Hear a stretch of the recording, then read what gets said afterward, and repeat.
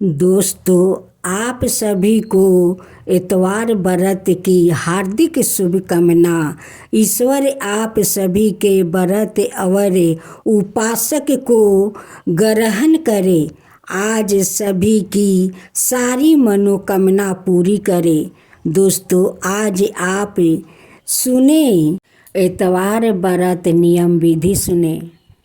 तो दोस्तों, हमारे महके और ससुराल एक ही जैसे नियम होता है। मैं अपना नियम बता रही हूँ। हम लोग अगहन का इतवार उठाते हैं तो शनिवार के दिन पहले तो घर का गोबर माटी से लिपते हैं। उसका बाद में अपना नोह काटते हैं। नोह काट कर हम लोग स्नान करते हैं और सूर्य भगवान को जैसे हम लोग रोज नहा धोआ कर जल देते हैं वैसे ही उस दिन भी जल देते हैं। उस जल में थोड़ा आतम चावल दूबा फूल डालकर सूर्य भगवान को अर्घ देते हैं। उस दिन हम लोग लहसुन प्याज नहीं खाते हैं। जैसे हम लोग छठ में चौथ का दिन नियम करते हैं वैसे ही हम लोग इतवार में भी नियम करते हैं। सब जगह तो एक जैसा नियम नहीं होते हैं दोस्तों। सभी को अपना अपना अलग अलग नियम है, लेकिन हम लोग के देश में यही नियम है। जो छठ पूजा में हम लोग नियम करते हैं वही इतवार व्रत में हम लोग नियम करते हैं। शनिचर के दिन नियम से नहा धोआ कर हम लोग भोजन बनाते हैं, तब जाकर भोजन करते हैं। फिर शाम को पहर सब घर दुआर पोछ पाछ कर फिर खाना बनाते हैं तो फिर शाम को खाते हैं। जब इतवार के दिन हम लोग सारा दिन उपास रहते हैं, जब 1-2 बज जाते हैं उस समय अपना घर द्वार फिर गोबर माटी से लिपते हैं। लीप पोत कर नहा धोआ कर सूर्य भगवान को उस लोटे में चावल और दूबा फूल डालकर सूर्य भगवान को अर्घ देते हैं। और उस दिन हम लोग अगहनी धान का चिवड़ा और दूध मीठा हम थाले में रखते हैं। जैसे हम लोग छठ पूजा में अगरासन निकालते हैं कीड़ा के पत्ता में, वैसे हम लोग इतवार व्रत में अगरासन निकालते हैं कीड़े के पत्ता में दूध चिवड़ा मीठा। अगर उस दिन हम लोग सामने आग रखते हैं तो उसमें धूप लगाते हैं। अगर धूप नहीं लगाते हैं, अगरबत्ती बारते हैं, वहाँ पर हम लोग चिवड़ा मीठा दूध को अग्नि महाराज को भोग लगाते हैं। जैसे हम लोग चिवड़ा मीठा दूध मांगते हैं वहाँ से थोड़ा लेकर धूपकाठी के पास रख देते हैं। फिर 5 बार जल को अछरूंग कर फिर उस अग्नि महाराज को शांत करते हैं।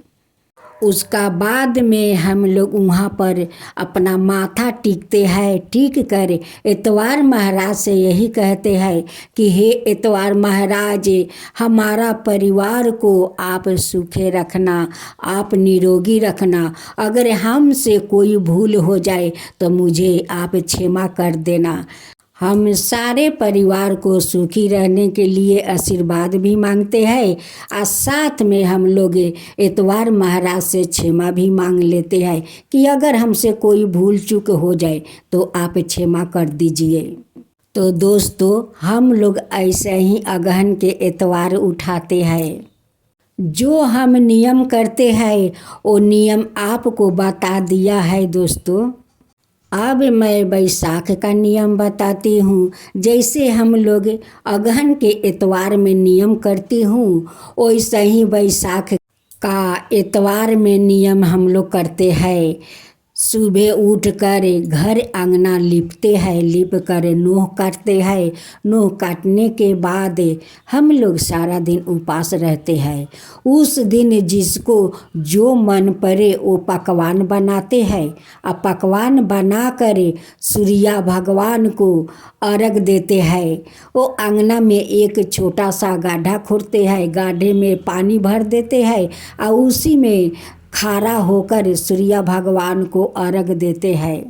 जैसे हम लोग एक छोटा चौकी को धो धा कर उस पर तेल का रिंग बनाते हैं, उस पर सिंदूर लगाते हैं, उसको टिकते हैं, उस पर चावल रखते हैं, उस पर फिर चावल के ऊपर घट बैठाते हैं, घट के ऊपर आम के पलो रखते हैं और उस चौकी को एक आदमी हाथ में पकड़ लेता है और कहते हैं कि 6 महीना का भार उतरा।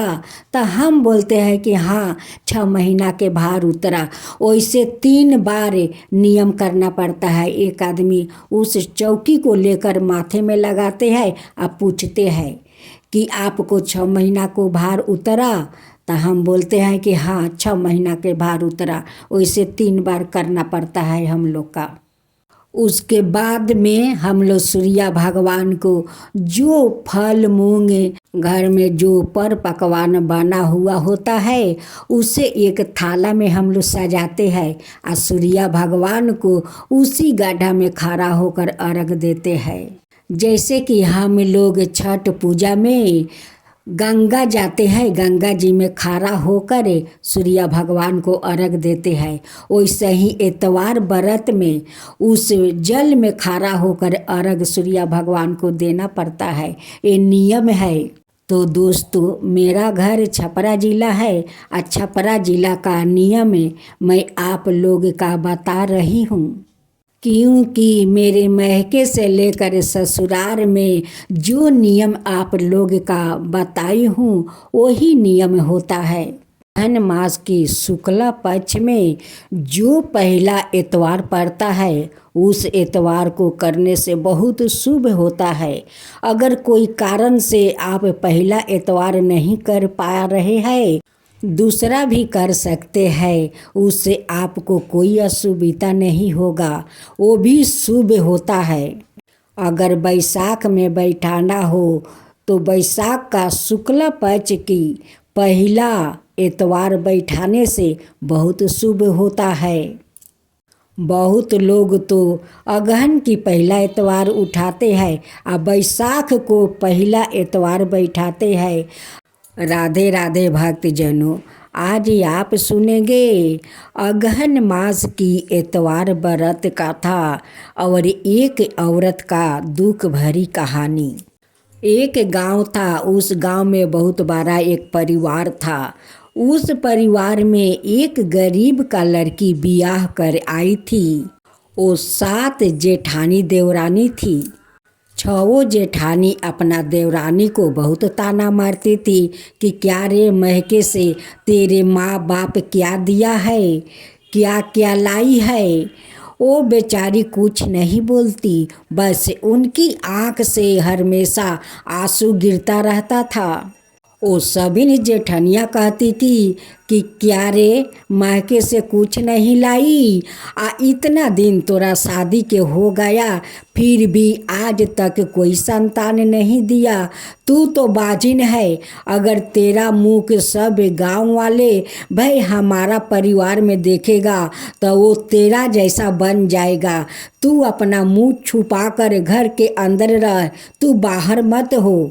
तू कुलच्छनी है, तू बाजिन है, तू अपना चेहरा छुपा कर रख।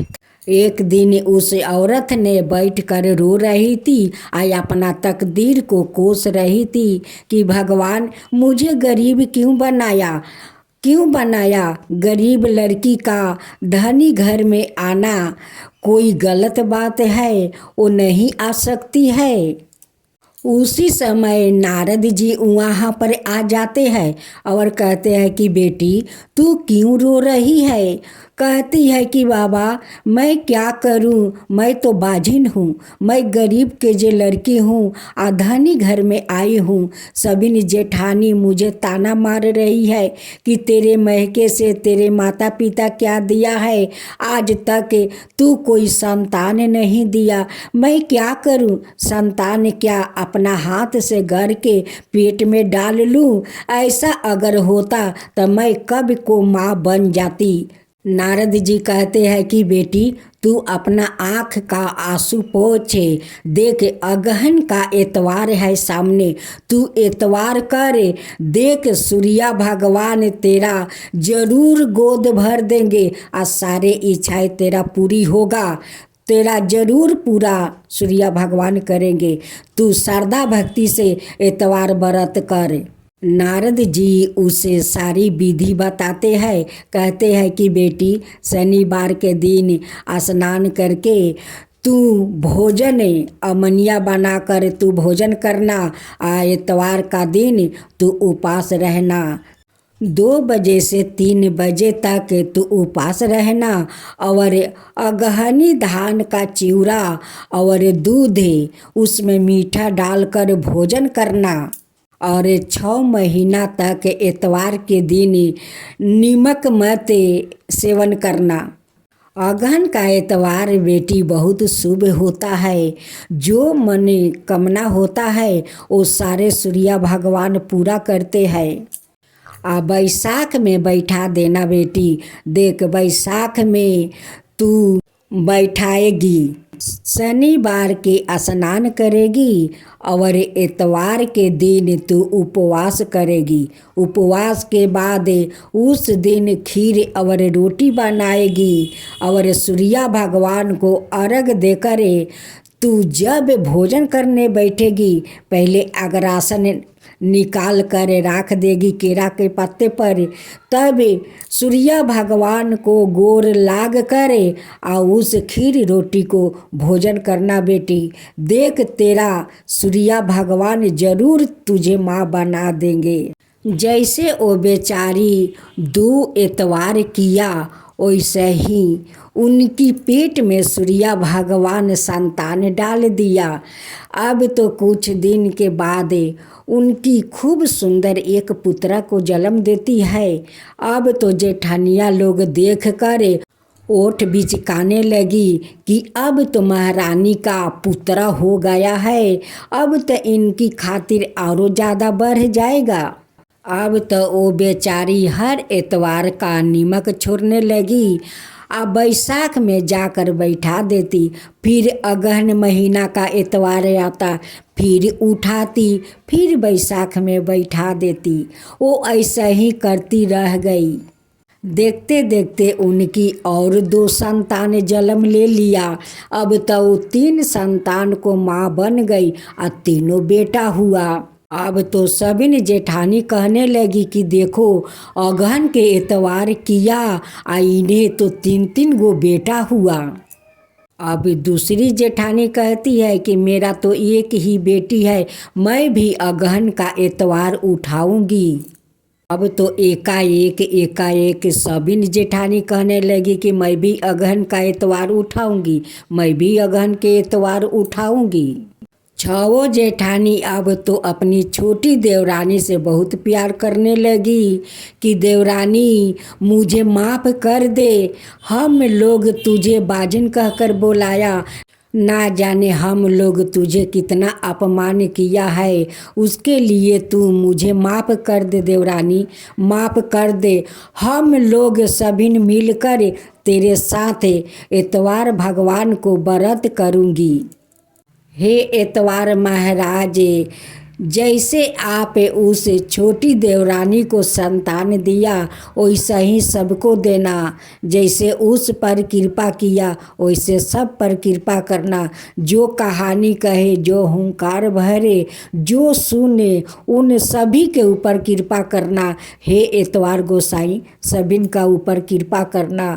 तो बोलो हम सब मिलकर एतवार गोसाई की जय, एतवार महाराज की जय।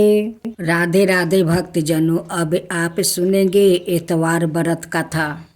एतवार व्रत 9 ग्रहों में राजा की उपाधि से विभूषित सूर्य देव की कृपा दृष्टि और सुविधा के लिए रखा जाता है।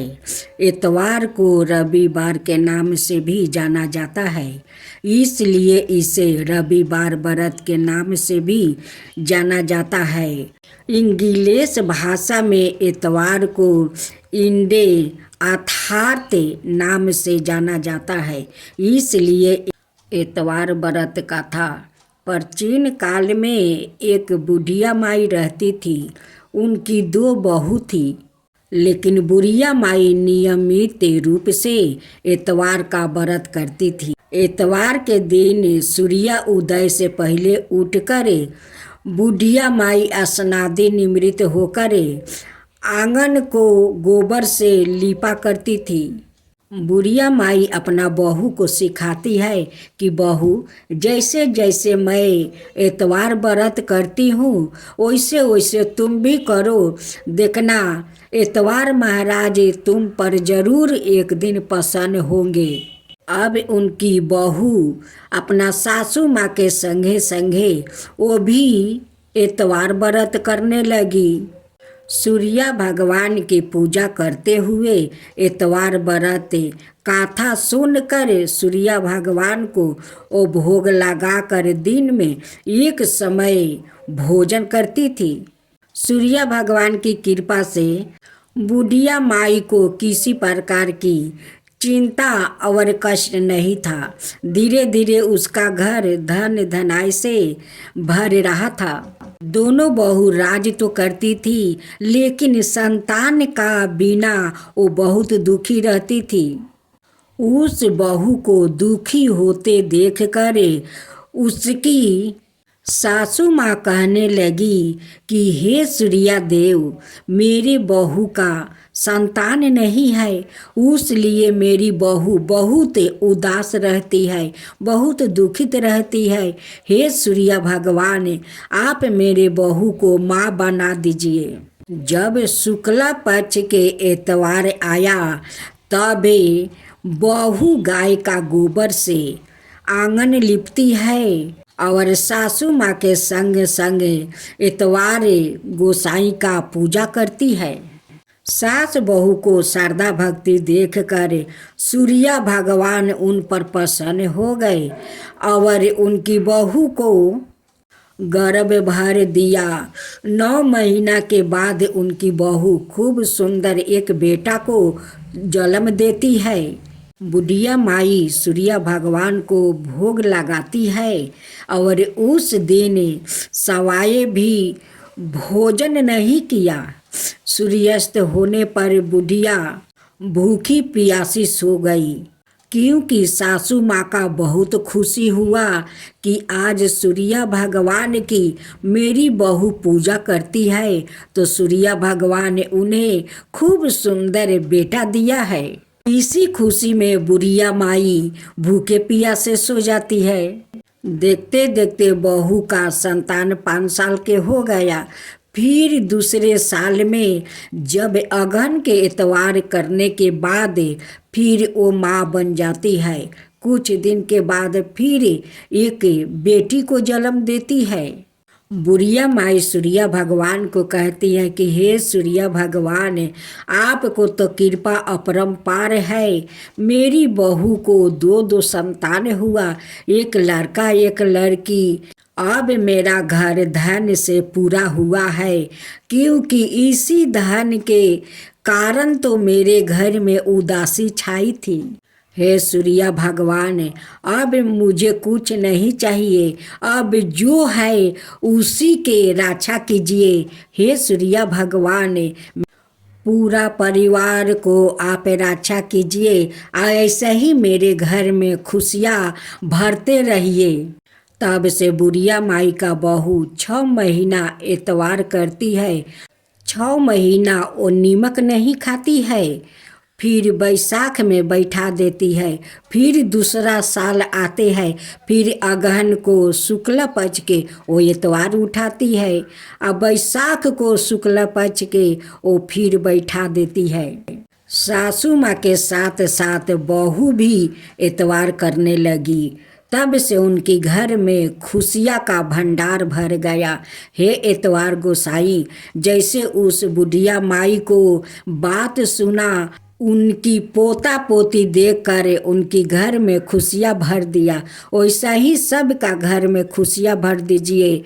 हे एतवार महाराज, सबके घर में खुशियाँ भर दीजिए। तो एक साथ बोलो, एतवार गोसाई की जय, एतवार महाराज की जय।